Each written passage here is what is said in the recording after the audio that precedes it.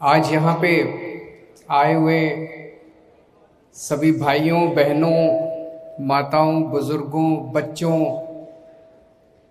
आप सब लोगों को मेरा नमस्कार, सबको मेरा प्रणाम है। सबसे पहले बच्चों का बहुत बहुत स्वागत है। मुझे पता चला कि बहुत सारे स्कूलों के बहुत सारे बच्चे आए हुए हैं और बच्चे ही देश का भविष्य हैं, बच्चे ही समाज का भविष्य हैं। आगे चल के समाज को और देश को आप ही लोगों को संभालना है। अभी जैसे बताया गया कि हम 50वां विश्व पर्यावरण दिवस मना रहे हैं। 1972 में यूएन जनरल असेंबली ने इसकी शुरुआत की थी। तो जब शुरुआत की होगी तो लगा होगा कि दुनिया में प्रदूषण बहुत बढ़ता जा रहा है, प्रदूषण को रोकने की जरूरत है। जब जब हम विकास की बात करते हैं कि डेवलपमेंट होना है, विकास होना है, तो माना जाता है कि विकास के साथ साथ प्रदूषण तो होगा ही होगा। विकास होगा तो पेड़ काटे जाएंगे, विकास होगा तो धूल मिट्टी उड़ेगी, कंस्ट्रक्शन होगा। तो अपने को एक तरफ तो 50 साल हो गए विश्व पर्यावरण दिवस मनाते हुए, लेकिन अगर देखें तो इन 50 सालों में प्रदूषण कम होने की बजाय प्रदूषण बढ़ा ही है पूरी दुनिया के अंदर। अपने देश में भी अगर देखें तो पूरे देश में कोई भी शहर, कोई भी गांव, कोई भी मोहल्ला उठा के देख लो, हर जगह प्रदूषण बढ़ा है। एक जगह प्रदूषण घटा है पूरे देश के अंदर, और वो है दिल्ली।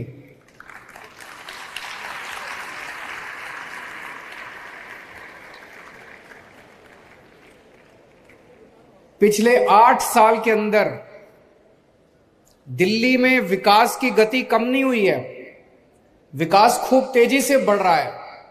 स्कूल बन रहे हैं, अस्पताल बन रहे हैं, सड़कें बन रही हैं, फ्लाईओवर बन रहे हैं, सब कुछ हो रहा है, हर चीज हो रही है। लेकिन प्रदूषण बढ़ने की बजाय प्रदूषण कम हुआ है। वो इसलिए क्योंकि दिल्ली के 2 करोड़ लोगों के साथ मिलके, हम लोगों ने इतने सारे बच्चों के साथ मिलके, आप लोग भी सारे इको क्लब से हैं, मुझे बताया गया, आप लोग भी अपने अपने स्तर के ऊपर प्रचार प्रसार सब कुछ कर रहे हैं। हम सब लोगों ने मिलके दिल्ली के अंदर विकास की गति कम नहीं होने दी, लेकिन साथ साथ प्रदूषण को कम किया है। अगर मैं केवल ऐसे ही कह दूं तो आपको लगेगा केजरीवाल झूठ बोल रहा है। मैं आपको आंकड़े देता हूं। 2016 के मुकाबले 2022 में हम PM 2.5 और PM 10 कहते हैं ना, 2 तरह का प्रदूषण होता है। PM 10 मोटे पार्टिकल्स होते हैं, PM 2.5 महीन पार्टिकल्स होते हैं जो प्रदूषण के होते हैं हवा के अंदर।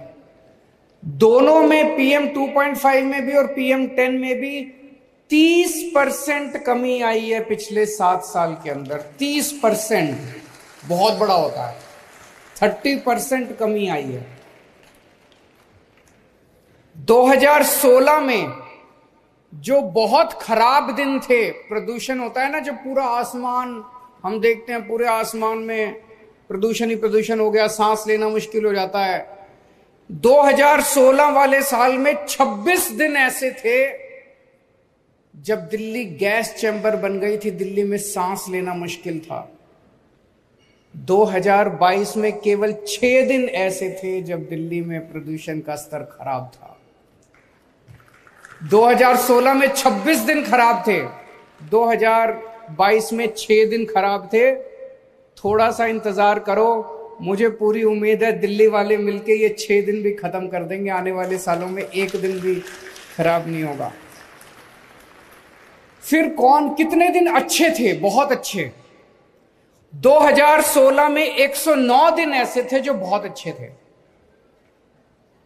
प्रदूषण बिल्कुल नहीं था, साफ आसमान, साफ। और 2022 में 163 दिन ऐसे थे जो बहुत अच्छे थे।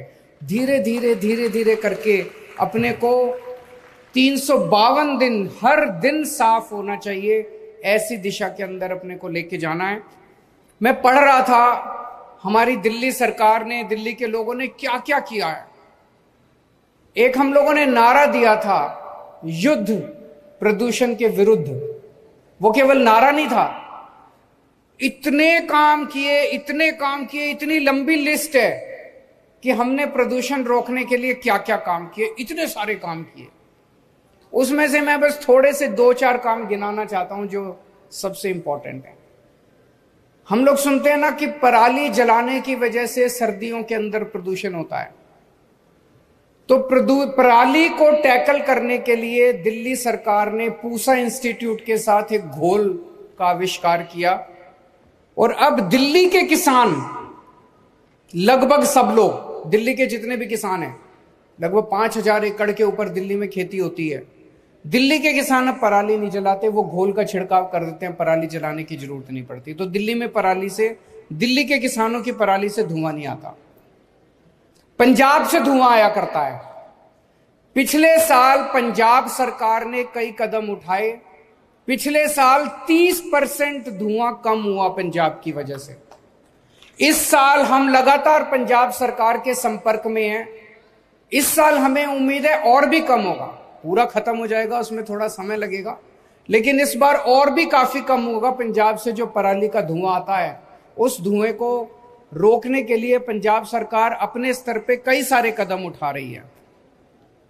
फिर दिल्ली में पेड़, मैं तो पूरे देश भर में घूमता हूं, सारे बड़े बड़े शहरों में जाता हूं, बंबई, अहमदाबाद, सूरत, कलकत्ता, मद्रास, हैदराबाद। सबसे ज्यादा पेड़ आपको, सबसे ज्यादा हरियाली दिल्ली के अंदर दिखाई देती है। इतना हरा भरा शहर है हमारा। पूरे देश में हर शहर के अंदर पेड़ कम होते जा रहे हैं, विकास होता जा रहा है, सड़कें बन रही हैं, बिल्डिंग बन रही है, पेड़ काटे जा रहे हैं, पेड़ कम हो रहे हैं। दिल्ली अकेला शहर है जहां पेड़ों की संख्या बढ़ती जा रही है। 2013 में दिल्ली की जितनी जमीन है उसका 20% भाग पेड़ों का था, उस पे पेड़ थे, ट्री कवर था। आज 20% से कम होने की बजाय 23% हो गया, 3% बढ़ गया पेड़ों का कवर। उसका कारण क्या है?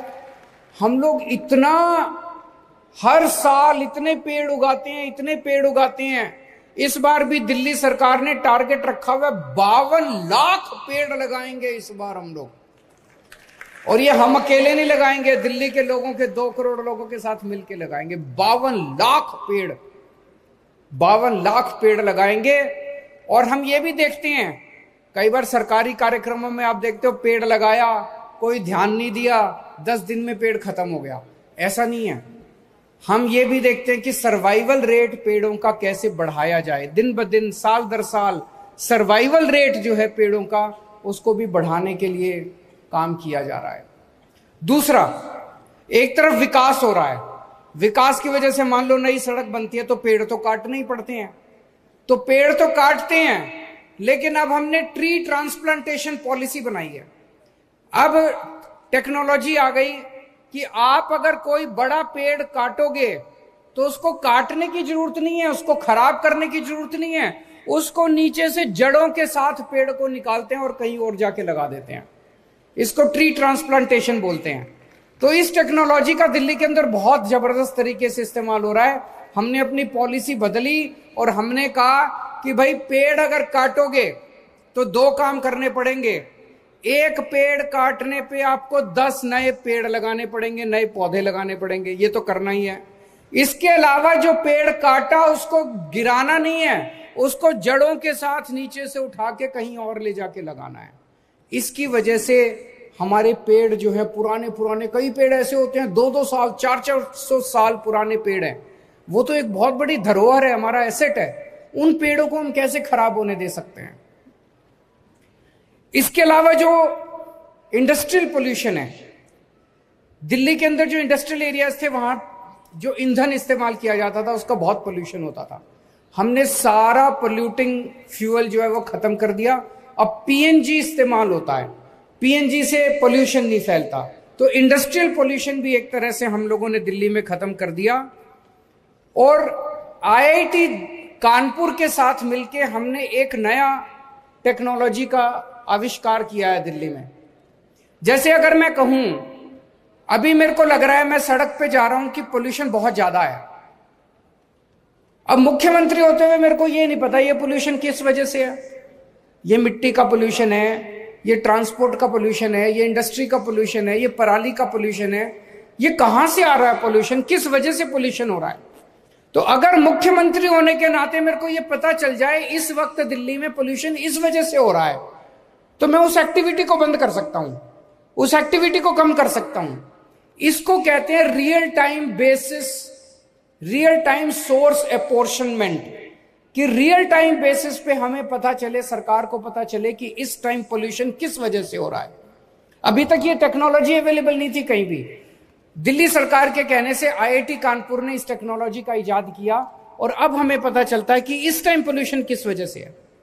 तो हमें पता चला सर्दियों में 1 महीना तो पोल्यूशन पराली का होता है, उसके बाद बाकी सर्दियों के अंदर वो जो अपने जगह जगह कहीं कोई ड्राइवर, कहीं सिक्योरिटी गार्ड, कहीं वो आग जला के बैठते हैं ना सर्दियों में अपना तापने के लिए, सबसे ज्यादा पोल्यूशन उस वजह से होता है। ये हमें इस स्टडी से पता चला। गर्मियों में पोल्यूशन का कारण बिल्कुल अलग है। गर्मियों में पोल्यूशन होता है डस्ट की वजह से, ये जो कूड़े के पहाड़ है इनमें जो आग लग रही है इसका धुआं होता है उस वजह से। ये जो झाड़ियां हैं, झाड़ियों में ज्यादा गर्मी होती है, अपने आप आग लग जाती है इस वजह से। तो जब हमें पता चल रहा है कि किस वजह से पोल्यूशन हो रहा है, उन चीजों को स्पेसिफिकली टारगेट करके हम पोल्यूशन कम कर पा रहे हैं। इससे बहुत फायदा हुआ है हम लोगों को। इसके अलावा हॉटस्पॉट वो होते हैं पूरे दिल्ली के अंदर, कुछ इलाके ऐसे हैं जहां सबसे ज्यादा पोल्यूशन है। ऐसे 13 इलाकों की लिस्ट बनाई गई है, 13। वहां पोल्यूशन, जैसे आनंद विहार उनमें से एक है, वहां पोल्यूशन सबसे ज्यादा है। तो वहां फिर हम लोगों ने ज्यादा फोकस किया और फोकस करके वहां पोल्यूशन करने वाली जो कारण है उनको हम कम करने की कोशिश कर रहे हैं। फिर मिट्टी की वजह से पोल्यूशन हो रहा है। मिट्टी सबसे ज्यादा उसका कारण है। कई जगह हम सड़क पे देखते हैं सड़क टूटी पड़ी है, बगल में सड़क के साइड में मिट्टी है, सुबह सुबह झाड़ू लगती है उससे मिट्टी होती है, ट्रक जाते हैं, ट्रक मिट्टी उड़ाते हुए जाते हैं। इसको खत्म करने के लिए अब पूरी दिल्ली में हम लोग बहुत बड़े स्तर के ऊपर सफाई, दिल्ली की सफाई का बहुत बड़ा अभियान शुरू कर रहे हैं। दिल्ली की सारी सड़कों को हम मैकेनिकल स्वीपर से वैक्यूम क्लीनिंग करेंगे ताकि वो डस्ट को सक किया जा सके, डस्ट उड़े ना। और हर हफ्ते दिल्ली की सारी सड़कों की पानी से सफाई हुआ करेगी ताकि वो जो डस्ट है वो उड़ना बंद हो। ये जब हो जाएगा तो एक तरह से यूरोपियन स्तर की जैसे सड़कें होती हैं, मिट्टी बिल्कुल नहीं होती, ऐसी सड़कें अपनी दिल्ली की हो जाएंगी। पटाखों के ऊपर आप सब बच्चों के साथ मिलकर हम लोगों ने बहुत बड़ी मुहिम छेड़ी जो अब काफी सफल, शुरू में तो थोड़ा सा विरोध हुआ था लेकिन अब सब पूरी दिल्ली इसमें साथ देती है। और एक हमने ग्रीन ऐप बनाया है जिसमें अगर आपको कहीं भी कोई पोल्यूशन दिखाई दे, आप शिकायत करते हो, उसमें 58,000 शिकायतें आई हैं अभी तक। उनमें से 90% से ज्यादा शिकायतों का निवारण कर लिया गया है। पूरे दिल्ली में हम 380 झीलें बना रहे हैं, लेक्स। दिल्ली धीरे धीरे झीलों का शहर कहलाएगा। पूरी दिल्ली के अंदर आप जहां भी जाओगे आपको झीलें दिखाई देंगी, खूबसूरत आसपास लैंडस्केपिंग दिखाई देगी। अभी जितनी झीलें, 26 झीलें बनके तैयार हो गई हैं। इन झीलों में मैं कई झीलों पे होके आया, अब वहां पे इतनी हरियाली है झीलों के चारों तरफ, इतना खूबसूरत वातावरण है, इतनी शुद्ध हवा है। वहां पे दूर दूर से पक्षी आने लगे हैं और आसपास का पूरा, जैसे द्वारका की मैं झील पे गया था, 5 मीटर पानी ऊपर आ गया। वहां पे वाटर टेबल का 5 मीटर पानी ऊपर आ गया है। अब मुझे लगता है वहां पानी की दिक्कत ही नहीं होगी क्योंकि हम ग्राउंड वाटर से पानी इस्तेमाल करके ड्रिंकिंग के लिए इस्तेमाल कर सकते हैं। तो झीलों से एक तरफ वातावरण अच्छा होगा, एक तरफ हवा अच्छी होगी और दूसरी तरफ अपने को पीने को पानी मिलेगा। फिर हवा जो है ये किसी की बपौती नहीं है। हवा को ये नहीं पता कौन दिल्ली है, कौन हरियाणा है, कौन पंजाब है। तो आसपास के राज्यों से भी खूब पोल्यूशन आता है। आसपास के एनसीआर के जितने राज्य हैं उनकी सरकारों से हम लगातार बातचीत करते हैं। आसपास ईंट के भट्टे हैं, आसपास जो पावर प्लांट्स हैं, वहां से जो पोल्यूशन दिल्ली में आता है उसको भी हम रोकने का प्रयास कर रहे हैं। तो आइए आज विश्व पर्यावरण दिवस के अवसर पे हम ये प्रण लें कि अपने दिल्ली की हवा को, पानी को साफ करने के लिए इसे हम सब लोग, अकेले सरकार से नहीं होगा, सबको इसमें भागीदारी करनी पड़ेगी, जिम्मेदारी निभानी पड़ेगी। हम सब लोग मिलके इसको एक जन आंदोलन बनाएंगे। बहुत बहुत शुक्रिया।